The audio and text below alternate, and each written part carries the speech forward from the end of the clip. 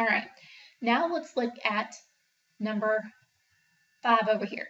Okay, so we're looking at number 5 on page 326. So we're looking at piranha.com and the textbook store, and we're going to look at these transactions from both the seller and the purchaser's side. Okay, so it says suppose Piranha sells 2,500 books. So we're selling 2,500 books. The sales price was $15. Okay, each, and the cost was $22,500.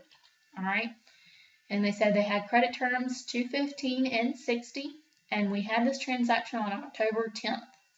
So October 10th. So let's look at that transaction first. So piranha.com.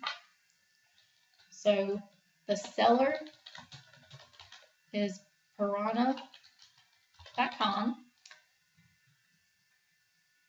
And we're going to come over here and have the purchaser be the textbook store. All right. So over here, oops, we're going to increase this a little bit.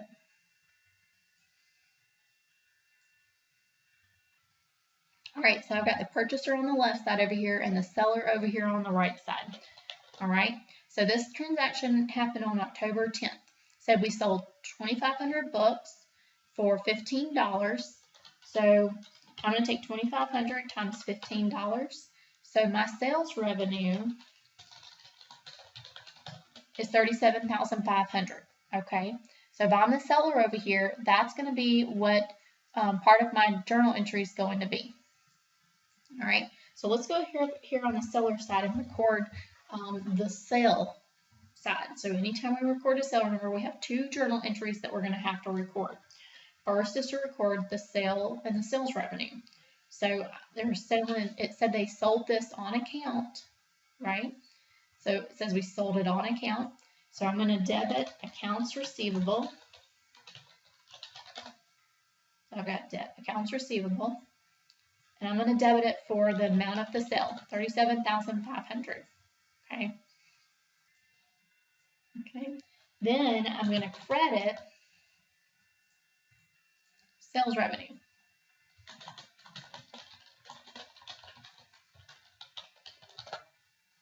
So I'm crediting sales revenue. And that's the first journal entry. The second was to update our inventory and cost of goods sold. So the cost they told me was $22,500.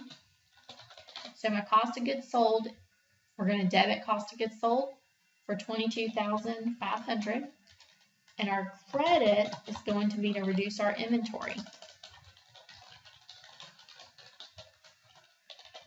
All right, so we credit merchandise inventory. So that's to record the sale of these books. All right, now let's look at who we sold it to, the purchaser, the buyer of the books. So when they bought the books, we're comparing it side by side so you can see what the differences are. So when we buy it, it's going into our inventory, right? So we're going to increase our inventory account. So we're going to debit inventory for $22,500, and we're going to credit accounts payable. Remember, we're paying it later, so we're crediting accounts payable. So that's our journal entry. We only have one entry as the buyer. Okay, now let's look at the next transaction. So the next transaction said that 100 of the books at a cost of $900 were damaged in shipment. So Piranha.com later received the damaged goods from the textbook store as sales returns on October 13. Okay, so October 13, we've got a sales return. So we returned 100 books. The cost was $900. And I also have to figure out, well, how much did these books cost me as the seller? Or how much did I sell them for? So I'm going to take 100 books and we sold them for $15. So So it was $1,500 worth of books were returned to me, and the cost was $900. So over here, when I record this return, remember I have 2 journal entries I have to record as well. So I'm going to reduce my accounts receivable by the $1,500. So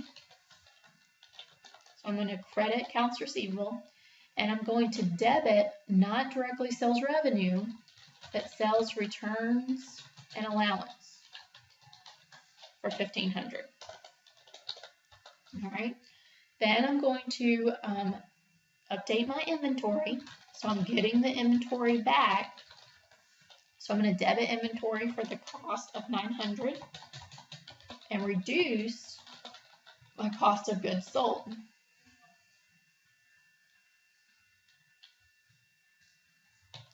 for $900. Okay. So this is how I record the return. Okay. Then I'm going to come over here on the purchaser side. So I sent back 100 books. So I'm not going to pay for those books that I sent back. So I'm going to reduce my payable account by what I paid, which was $1,500. And I'm going to reduce and take it out of my merchandise inventory. Okay. Because I don't have the inventory anymore. So those are my journal entries for the return. Okay. Now let's look at the last transaction. It said that they paid the balance to Piranha.com on October 22nd, 15. So October 22nd is when we make a payment or receive a payment if we're the seller. So now we've got to figure out, well, how much is in our account over here? So let's look. We started with, if we're the seller, we had accounts receivable of $37,500. They had a return of $1,500. So now the balance, that's the return. This was the initial sale. So this is the balance in accounts receivable and accounts payable if I'm the purchaser. Okay. And we told them that we were going to give, or the seller told the buyer that they were going to get a 2% discount if they paid in 15 days.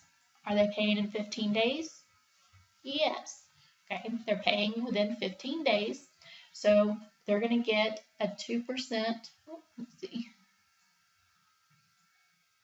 2% discount. All right. So 2% of $36,000 is $720. So that's my discount. So what we're going to pay in cash is going to be the difference between $36,000, the balance in the account, and the discount. All right. So I'm going to come over here as the seller, and I'm going to record this payment. Well, I'm getting paid, so I'm going to get the cash, $35,280, and I have to reduce my accounts receivable account because they don't owe me anymore. I have to reduce it by the full amount of the $36,000, and the difference is it needs to be a debit, so the discount is a debit, and the account is sales discount. Okay, so sales discount. So that's all the transactions for the seller. Let's go over here to the purchaser. Now they're the ones that paid the money out. So we're going to credit cash for the $35,280. And no matter what I'm paying as the buyer, I don't owe anymore. So I'm going to reduce my accounts payable, get it off my books completely. So take the full $36,000 and take it off my books. And then the difference I have is a credit. So the credit, the discount over here is a credit.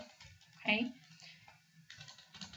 And the discount for the purchaser goes to merchandise inventory.